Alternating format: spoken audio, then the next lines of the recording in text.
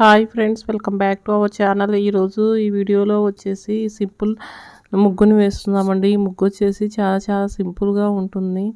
ఇంకా ఫస్ట్ వచ్చేసి ఇంకా లైన్స్ వేసుకోవాలండి. ఇది శుక్రవారం ముగ్గు అండి. ప్రతి శుక్రవారం ఈ ముగ్గు వేసుకుంటే చాలా మంచిదండి. లక్ష్మీదేవి మన ఇంటికి వస్తుంది.